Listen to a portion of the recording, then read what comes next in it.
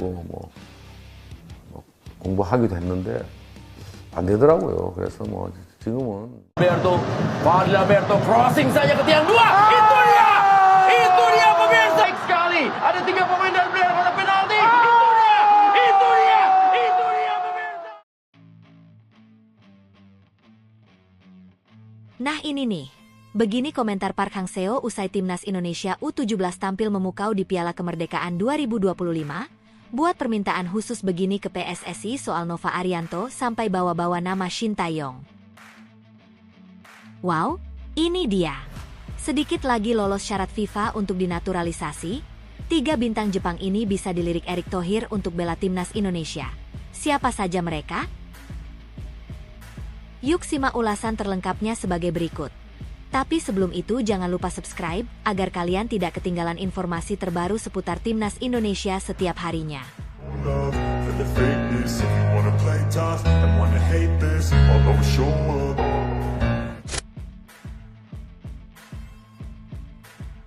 Nah ini nih, begini komentar Park Hang-seo usai timnas Indonesia U17 tampil memukau di Piala Kemerdekaan 2025.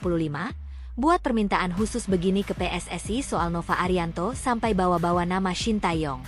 Stadion utama Sumatera Utara sore itu bergemuruh. Ribuan supporter hadir dengan wajah penuh semangat, membawa bendera merah putih dan nyanyian penyemangat. Timnas Indonesia U17 tampil dengan percaya diri di ajang Piala Kemerdekaan U17 2025. Para pemain muda itu berlari, menekan lawan, dan berusaha menunjukkan kualitas terbaik mereka. Publik tersihir oleh permainan cepat, kombinasi operan rapi, dan determinasi tinggi dari Garuda Muda. Namun, di balik euforia itu, terselip percakapan serius di kalangan pecinta sepak bola tanah air. Ada ketakutan yang menghantui sebagian pendukung. Ketakutan bahwa turnamen ini mungkin saja menjadi ujian terakhir, bahkan jebakan, bagi pelatih Nova Arianto. Publik masih mengingat bagaimana setahun lalu, Shin Tae-yong harus angkat kaki usai Piala AFF U23 2024. Kala itu, meski Shin punya target besar untuk kualifikasi Piala Dunia 2026, kegagalan di AFF dijadikan salah satu alasan untuk mengakhiri kerjasama. Piala AFF U23 2024 menjadi ajang yang berat. Indonesia hanya meraih 1 kemenangan dari 4 laga. Imbang melawan Laos, kalah dari Vietnam dan Filipina, dan akhirnya gagal lolos fase gugur. Meski Shin mencoba menjelaskan bahwa skuadnya adalah kombinasi pemain muda yang sedang dibina, tekanan dari publik dan evaluasi internal PSSI membuat keputusan pemecatan tak terelakkan.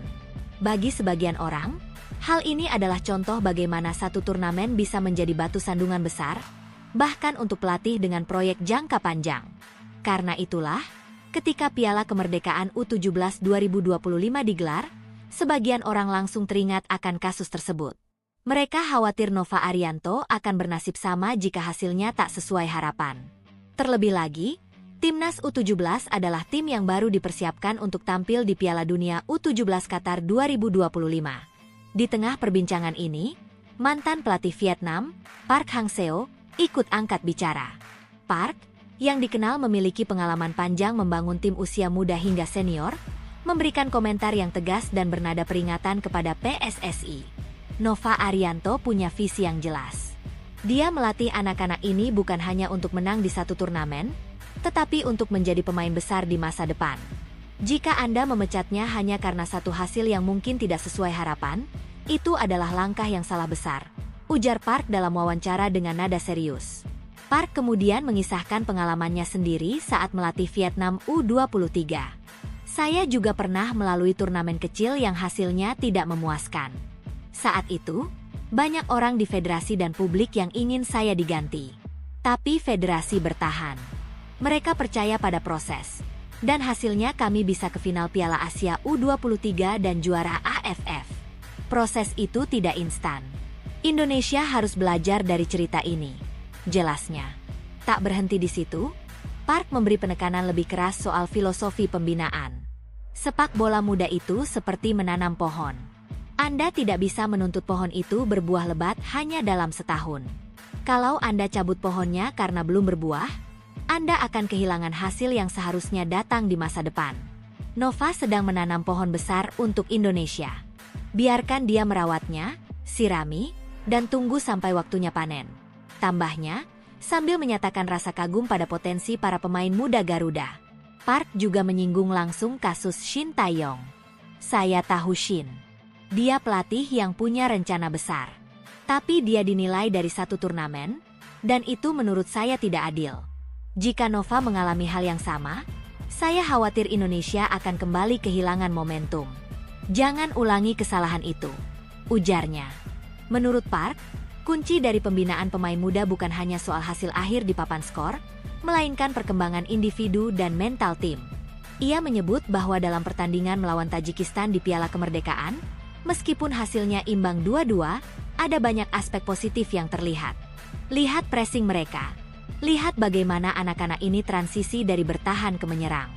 Itu tanda bahwa pelatih bekerja dengan baik. Hasil imbang itu bukan kegagalan, tapi bagian dari proses belajar, katanya. Park bahkan mengajukan saran konkret untuk PSSI. Kalau saya di posisi federasi, saya akan menilai Nova dari performa di Piala Dunia U17 nanti, bukan di turnamen pemanasan seperti ini. Tekanan memang penting, tapi tekanan yang tidak pada tempatnya hanya akan merusak, tegasnya. Ucapan Park ini cepat menyebar di media sosial. Sebagian membandingkan langsung situasi Nova sekarang dengan Shin setahun lalu. Ada pula yang membuat infografis berisi timeline jebakan pelatih yang mereka khawatirkan akan terulang. Nova Arianto sendiri memilih fokus ke lapangan. Saat ditanya tentang isu jebakan ini, ia menjawab singkat. Saya hanya ingin anak-anak ini siap untuk Piala Dunia U17. Kalau soal masa depan saya, biarlah itu jadi urusan belakangan. Saya tidak ingin perhatian tim ini terpecah oleh hal-hal di luar lapangan, ujarnya. Meski begitu, tekanan tetap terasa.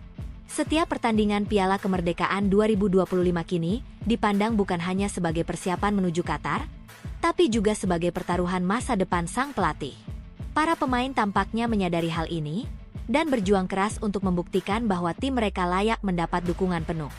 Park Hang-seo menutup komentarnya dengan pesan yang hampir seperti doa. Sepak bola Indonesia punya masa depan yang cerah. Tapi masa depan itu hanya bisa datang kalau Anda memberi waktu pada orang yang tepat. Nova adalah orang yang tepat. Jangan biarkan sejarah buruk mengulang dirinya. Pertahankan dia, apapun yang terjadi di turnamen ini. Piala Dunia U17 adalah tujuan utama, bukan Piala Kemerdekaan, katanya dengan penuh penekanan.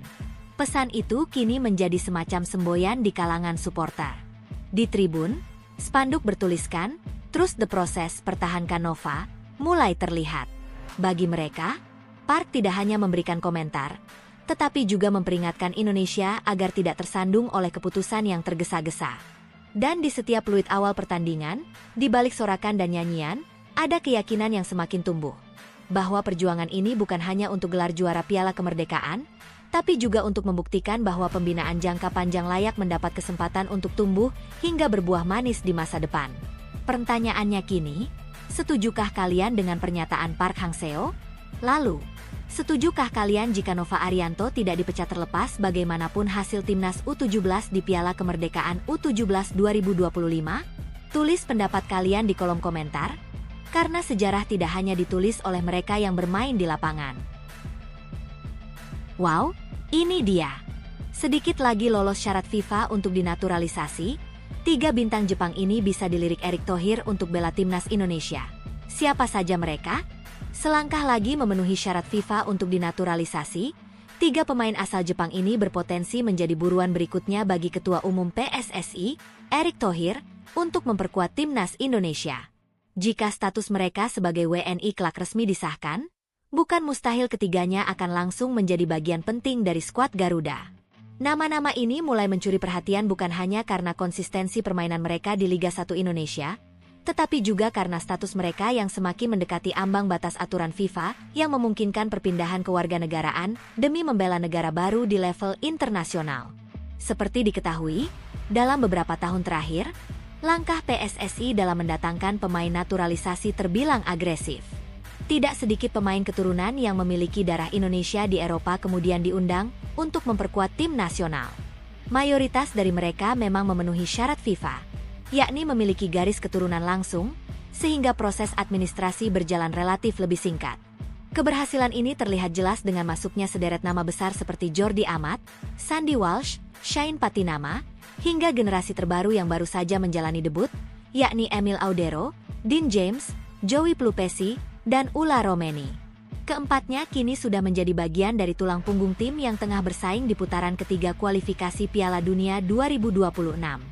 Namun, meski stok pemain keturunan sudah cukup melimpah, PSSI rupanya belum puas. Ada visi yang lebih besar, memperkuat kedalaman skuad di semua lini, tidak hanya mengandalkan darah keturunan, tetapi juga membuka peluang bagi pemain asing yang sudah lama berkarir di tanah air.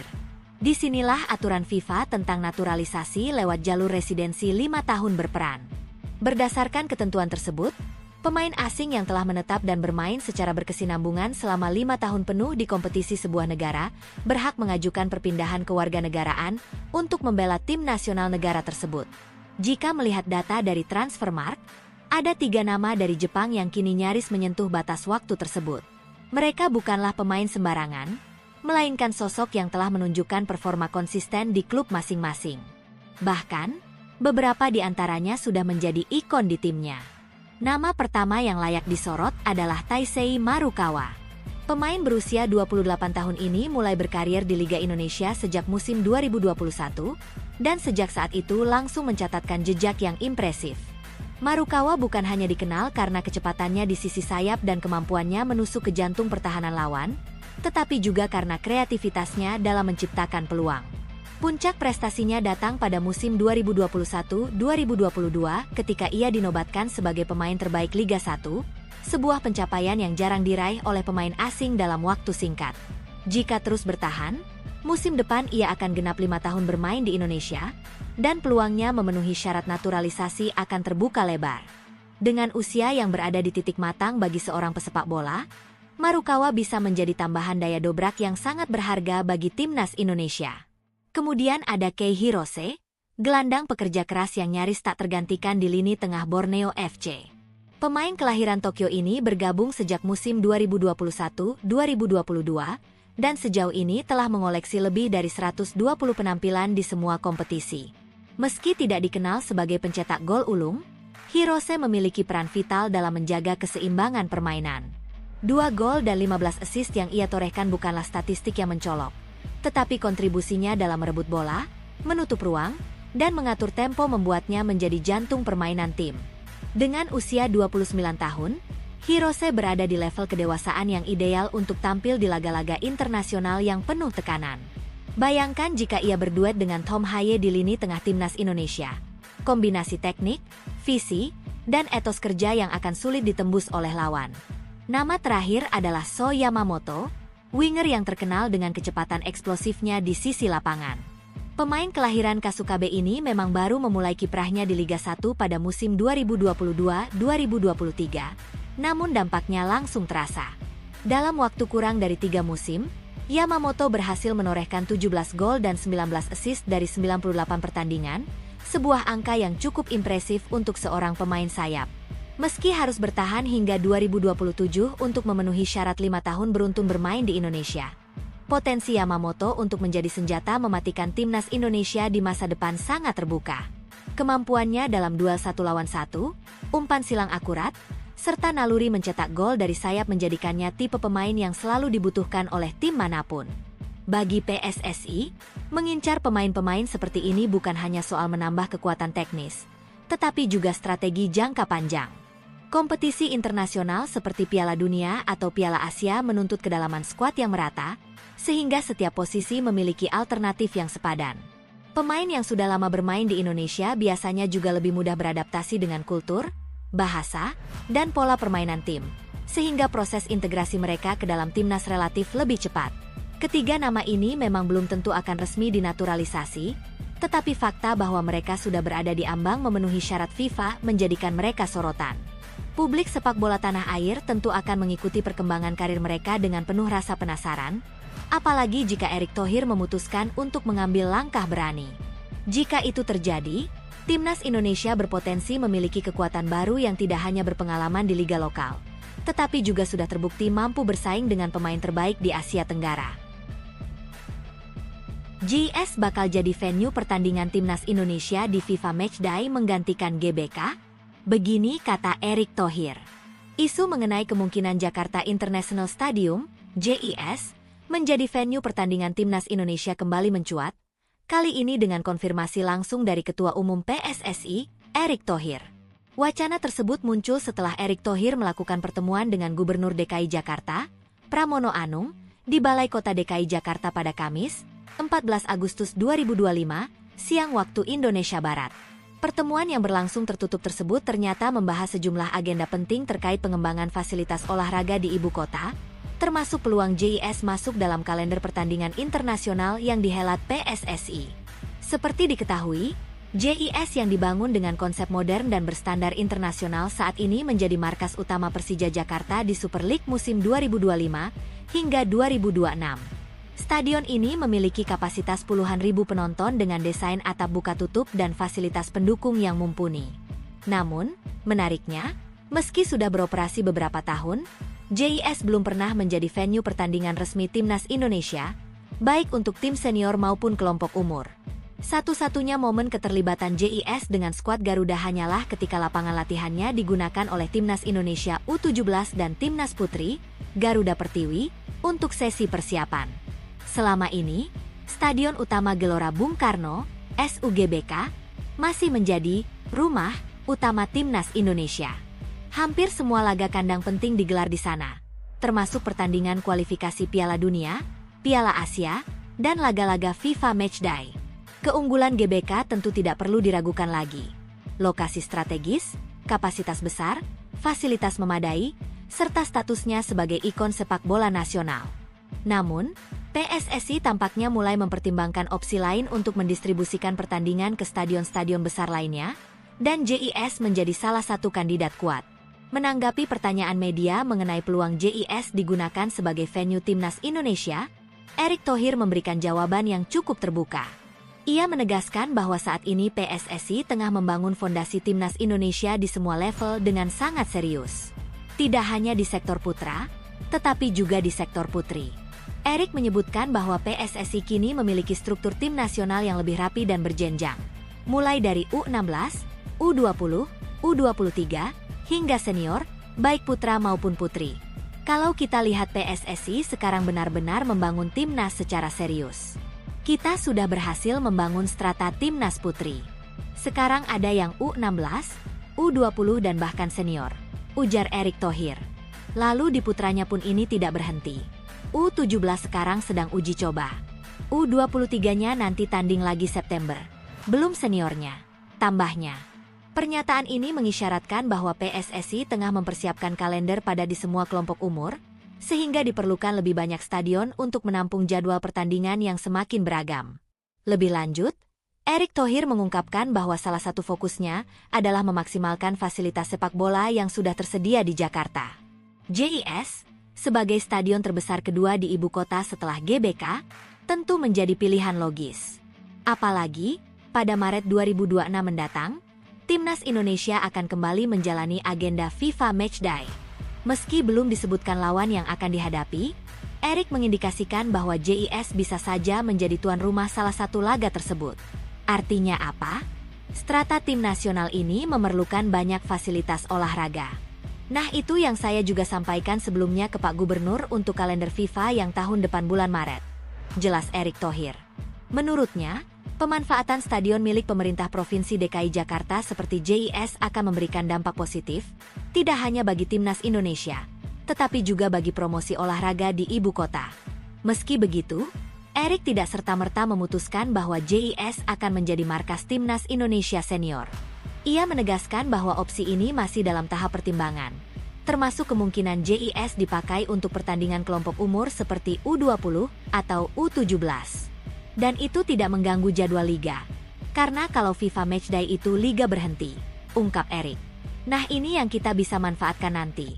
Apakah pertandingan senior, U20, atau U17? Kita bisa menggunakan fasilitas yang ada, tentu dimiliki oleh Pemda DKI, salah satunya JIS, tutupnya. Pernyataan ini seakan menjadi sinyal bahwa PSSI ingin memaksimalkan keberadaan stadion-stadion modern di Indonesia. Selama ini, Banyak stadion berstandar FIFA di tanah air yang jarang digunakan untuk laga internasional. Entah karena faktor lokasi, jadwal kompetisi domestik, atau persoalan teknis lainnya.